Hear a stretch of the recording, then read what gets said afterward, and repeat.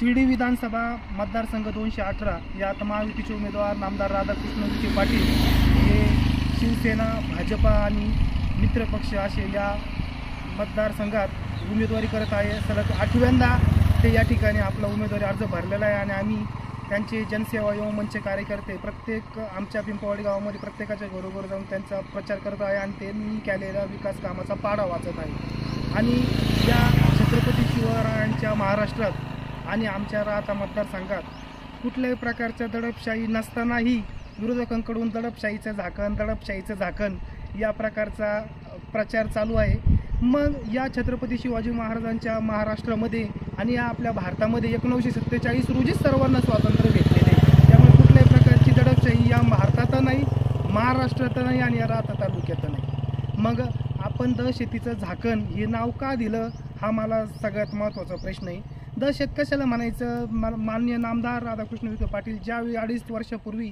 महाराष्ट्र राज्याचे महसूल मंत्री झाले, त्यांनी सुरुवातीलाच जो वाळू क्रशर जे अवैध धंदे होते हे बंद केले, त्याला दडपशाही म्हणणार का? दुसरा मुद्दा, या मतदारसंघात सगळ्यात महत्त्वाचा प्रश्न होता पाणी प्रश्न, तो मिटवला, ती दडपशाही आहे का? दुसरा प्रश्न, त्याच्यानंतर लोकांना आरोग्य म्हणजे जे 2-2, 3-3 लाख रुपये दवाखान्याला लागतात आपल्या खाजगीमध्ये, ते लोणी किंवा शिर्डी या ठिकाणी मोफत होत आहे, त्याला दडपशाही म्हणायचं का? त्याच्यानंतर विद्यार्थ्यांसाठी लागणारे जे दाखले हे तहसीलला जाऊन आज एका दाखल्यावरतीच सगळे येत आहे, नॅशनॅलिटी, डोमेसाईल, उत्पन्नाचा दाखला, याची नवीन पद्धत पारदर्शक आणली, ही दडपशाही का? त्यानंतर आज शेतकऱ्यांना 1 रुपयात पीक विमा भेटला, ही दडपशाही का? मग अशी दडपशाही नेमकं कोणती? ज्याप्रमाणे लोकांना आरोग्य, रस्ते हे दिले, याला दडपशाही म्हणणार का? साईबाबा संस्थांच्या कर्मचाऱ्यांचा इतके दिवस प्रश्न मार्गी होता, तो मार्गी लावला, ती दडपशाही का? लोकांना रोजगार देण्यासाठी 500 एकरामध्ये MIDC उभारली, ही दडपशाही आहे का?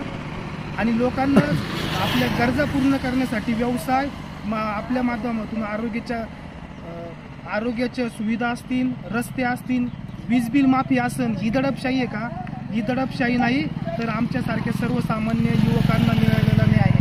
हेच माननीय नामदार राधाकृष्ण विखे पाटील व सुजयदादा विखे पाटील यांनी कायम वारंवार या ठिकाणी याचा प्रश्न मार्गी लावलेला आहे। सर्वसामान्याच्या सुखदुःखात विखे पाटील कुटुंब कायम अग्रेसर असतं आणि उपस्थित असतं। माझ्यासारख्या सर्वसामान्य युवकाला 2-3 महिन्यापूर्वी सरपदवून चालता स्वतः डॉक्टर राधाकृष्ण विखे पाटील आणि सुजयदादा विखे पाटील यांनी मला, मी ज्यावेळेस हॉस्पिटलमध्ये होते त्यावेळेस फोन केला, पण मी त्यावेळेस ICUमध्ये असल्यामुळे माझ्या घरच्यांनी फोन केला, त्याच दिवशी संध्याकाळी ही घटना झाली। तर आमच्याकडून जी मदत पाहिजे ती सर्व मदत आम्ही सर्वसामान्य कार्यकर्त्याला देत असतो, ती पण मला दिली। त्यानंतर मी घरी आल्या दुसऱ्या दिवशीच लगेच सुजयदादा विखे पाटील मला भेटण्यासाठी घरी आले। मग हाच आमचा जिव्हाळा आहे आणि या मतदारसंघात याला आम्ही दडपशाही म्हणायचं का? दडपशाही नाही तर आमच्यासारख्या सर्वसामान्य कार्यकर्त्यांवरती साहेबांचं असलेलं प्रेम आणि या राहता तालुक्यात वाहणारी ही विकासाची गंगा, याला आपण दडपशाही म्हणणार का? ही दडपशाही नाही तर सर्वसामान्य जनतेचा असलेला साहेबांवरती प्रेम, याला आम्ही दडपशाही नाही तर आम्ही याला सुरक्षा कवच म्हणतो। हे जर सुरक्षा कवच आमचं जर याला तुम्ही दडपशाही म्हणत असाल तर हे आम्हाला कदापि मान्य नाही। आणि हे झाकण तुम्ही उघडणार का? हे झाकण जर आपण आपल्या माध्यमातून उघडलं तर हे झाकण नाही तर लोकांचे कुटुंब उद्ध्वस्त होतील। जिथं आम्हाला मोफत उपचार भेटते तिथं लाखांनी खर्च करावा लागेल, जिथं आम्हाला रोजगारासाठी बाहेर जावं लागतं तो रोजगार आज आमच्या राहता तालुक्यामध्ये उभा राहतोय, याला आपण दडपशाही म्हणणार का?